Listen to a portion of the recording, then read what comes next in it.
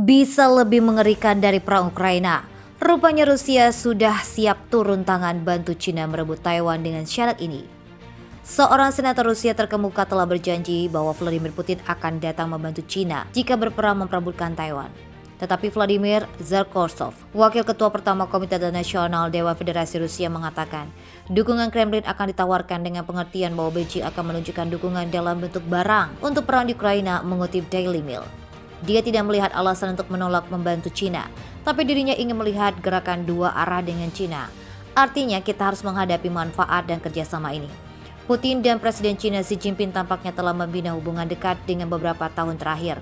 Tetapi ada kekhawatiran di Moskow bahwa Beijing sejauh ini menolak untuk secara terbuka mendukung operasi militer khusus Kremlin yang diluncurkan pada 24 Februari. Itu terjadi di tengah meningkatnya ketegangan antara Cina dan Taiwan setelah Ketua DPR AS Nancy Pelosi melakukan kunjungan diplomatik tanpa pemberitahuan ke negara pulau yang memiliki pemerintahan sendiri yang diklaim Beijing sebagai miliknya.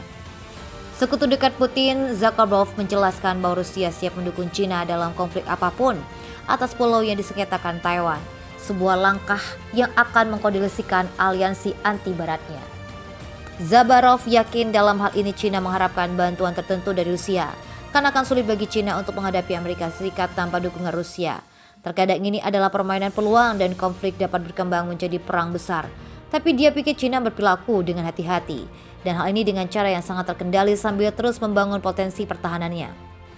Zabarov membuat lainnya saat Cina mengutuk keras kunjungan Pelosi ke Taiwan dan meluncurkan latihan militer besar-besaran yang akan membuat lalu lintas udara dan lalu terputus karena latihan menembak intensitas yang melanggar perairan Taiwan. Militer luar negeri Cina Wang Yi mencap perjalanan pembicaraan sebagai lelucon dan mengulangi ungkapan yang banyak. Karena yang bermain api akan binasa karenanya. Pekan lalu Perdana Menteri Cina Xi Jinping menggunakan ekspresi yang sama dalam panggilan telepon dengan Presiden AS Joe Biden. Rabu pagi Kementerian Luar Negeri Cina mengecam Pelosi karena dengan berani melanjutkan perjalanan yang masih belum dikonfirmasi hingga Senin, mengklaim itu secara jahat melanggar kedaulatan Cina dan secara terang-terangan terlibat dalam provokasi politik. Ini membuktikan sekali lagi bahwa beberapa politisi AS telah menjadi pengacau hubungan Cina-AS. Sementara itu latihan militer Beijing dimulai Selasa dengan latihan tembak penembak di dalam dan sekitar selat Taiwan yang akan berlanjut hingga Minggu. Latihan skala besar berlangsung di 6 lokasi di seluruh negeri. 3 diantaranya melintasi perairan teritorial. Hari ini disebut Taipei sebagai pelanggaran serius terhadap norma-norma internasional. Dalam pidato singkat selama pertemuan dengan Presiden Taiwan Tsai Ing-wen minggu ini, Pelosi mengatakan hari ini dunia menghadapi pilihan antara demokrasi dan otokrasi. Tsai Ing-wen menambahkan bahwa pulau berpenduduk 23 juta tidak akan takut menghadapi ancaman militer yang sengaja ditingkatkan.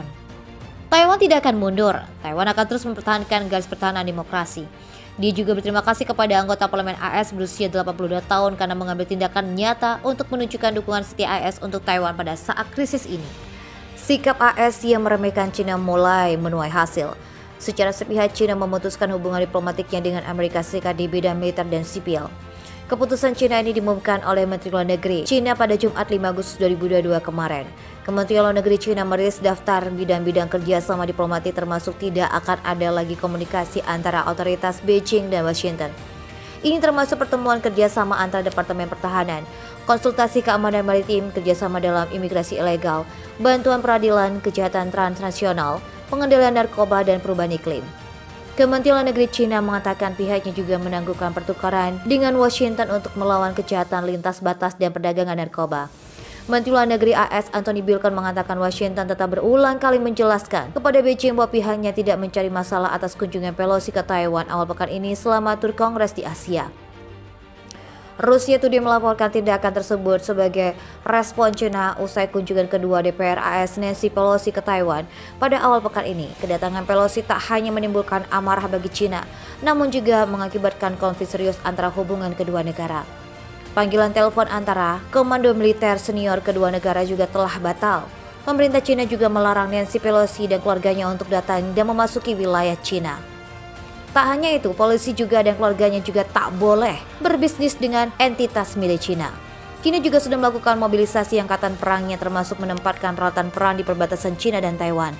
Jet tempur dan kapal perang Cina bahkan sempat melintasi garis median tengah, yakni garis perbatasan tidak resmi yang memisahkan antara teritorial Cina dan Taiwan. Blinken menekankan bahwa AS tidak akan mengambil tindakan untuk memprovokasi krisis, tetapi akan terus mendukung sekutu regional dan melakukan transit udara dan laut standar melalui Selat Taiwan. Dalam pertemuan yang sama, Menlu Negeri Cina Wang Yi mengatakan apa yang diucapkan Blinken adalah informasi yang salah. Cina ingin mengeluarkan peringatan kepada Amerika Serikat, jangan bertindak gegabah, jangan menciptakan krisis yang lebih besar. Jin Kuang, seorang pejabat senior kedutaan besar Cina di Washington, mengatakan, dalam sebuah pengarahan satu-satunya jalan keluar dari krisis adalah bahwa pihak AS harus segera mengambil tindakan untuk memperbaiki kesalahannya dan menghilangkan dampak serius dari kunjungan Pelosi. Cina dan AS, dua negara penghasil karbon terbesar di dunia, meluncurkan fakta iklim yang mengejutkan pada KTT COP26 di Glasgow tahun 2021 yang lalu. Namun akibat kunjungan Pelosi ke Taiwan, Beijing bereaksi dengan ancaman bombastis di latihan militer menjelang dan setelah kunjungan tersebut. Sebagaimana diketahui, Cina memandang Taiwan yang memiliki pemerintahan sendiri dan demokratis sebagai bagian dari wilayahnya dan tetap berjanji suatu hari akan mengambilnya dengan paksa jika perlu.